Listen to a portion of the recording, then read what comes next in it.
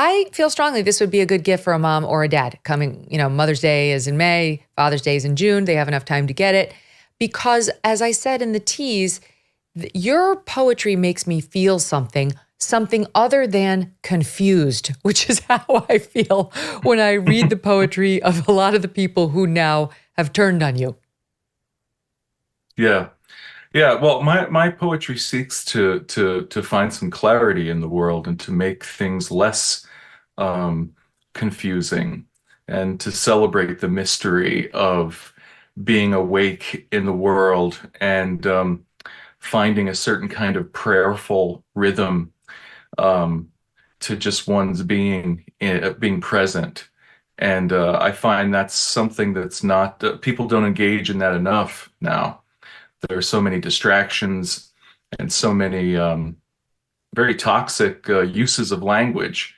A good poem can, for lack of a better way of putting it, be a kind of palate cleanser.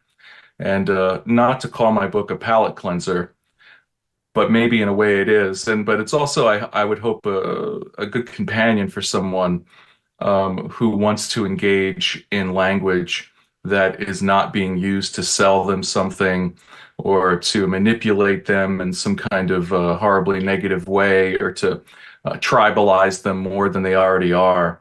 I really aim for, and this is a very romantic notion, but I aim for a certain kind of purity in my work.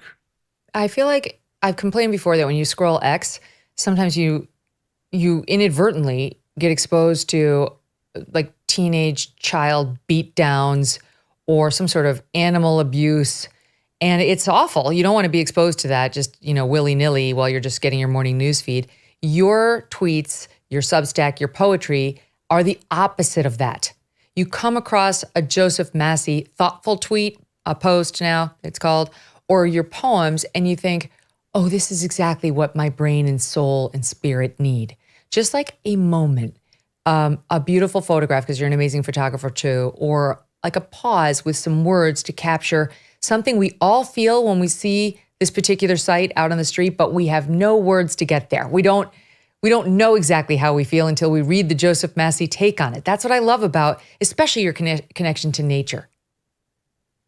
Oh, thanks so much. Yeah. Yeah. I consider my presence on X, I consider it to be kind of like a protest against the modern world and where it's heading. I know that I'm usually not posting things that are going to be most engaging to the algorithm. But that's kind of the point. And it's part of the pleasure of using a platform like that is being essentially disruptive with content that is not inherently disruptive at all. I hate seeing those videos as well, especially kids being bullied. It makes me physically sick.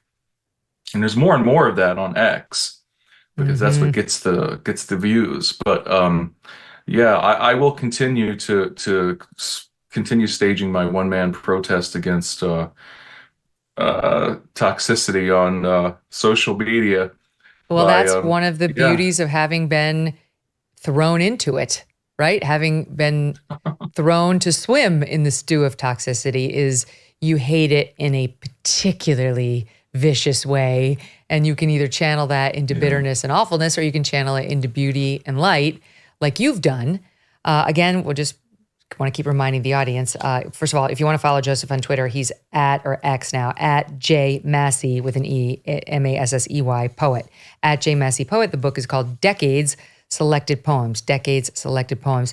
If you don't mind, I'm just going to read them part of one because there's so many to choose from. I don't even know how, when I was looking at them, I said, I don't know how I'm going to choose, but this is just from Prologue, previously unpublished long poem. And it's got a few different sections. And if you don't mind, Joseph, I'm going to read the part about snow. Not at all. As a former Syracuse, New York girl and Albany, I love snow. It reads as follows. Snow in slow streaks animates a skeletal tree. Quiet enough now to hear the heavy flakes landing on a pile of leaves. Into a vortex of dead leaves, vivid red and yellow, the day evaporates.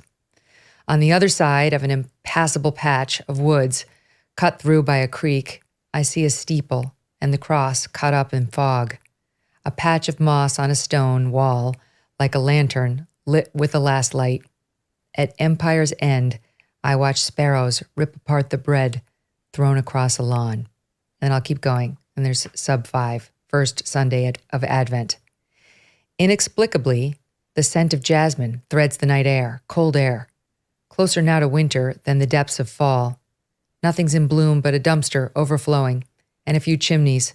It must be the wood smoke that thins into imagined jasmine. Walking home, streetlights dim, I see as far as I can think. And here the season begins in the dark, waiting for the word to emerge, like the amber glow in a window at the end of the road. That just Beautiful, takes man. me right Thank you. back. No, what you wrote is beautiful. It just takes me right back to so many moments of my childhood, Joseph. You know, when you're a kid, if you're doing it right, you're outdoors all the time. And all these words you wrote, you take them in through your senses, your eyes and your ears and your sense of smell and the feeling on your skin. And they're in there. They're in there to this day, all these years later, but you lose connection. You don't have the words to describe them. And then you read the words, and like smelling a scent 40 years later that brings back the thing immediately, these words bring back the experience. And it's what I absolutely love about your writing. So what is it? How did you get this connection to nature? Like, were you always an outdoorsy guy? No, and I did not grow up in areas that were um, nothing but nature, but they were always adjacent to nature. I grew up my early childhood outside of Philadelphia, and I loved playing in the creeks and the little patches of woods that were probably, the creeks were most likely polluted, but because I was surrounded by refineries, oil refineries, and things like that. But I think what always struck me from a young age was how nature is so indomitable. And despite being as a young child in a landscape full of refineries and factories and pollution, you could see and feel it in the air. Nature still was always bounding forward, and there was an inherent beauty to that. I didn't have these particular thoughts as a kid, but it stuck with me. And I did live for 12 years on the coast of Humboldt County, California, one of the most geographically beautiful places I've ever lived in. And that kind of, those poems are throughout decades, and most of them are from books that have been taken out of print by publishers that just ghosted me after I was canceled. So it's good to have that work back in print. As we approach another critical election, many Americans are concerned. Recent studies reveal that an astonishing 56% of citizens report feelings of anxiety or dread about the upcoming election. But look, I want to tell you about AMAC, the Association of Mature American Citizens. AMAC is more than a senior organization.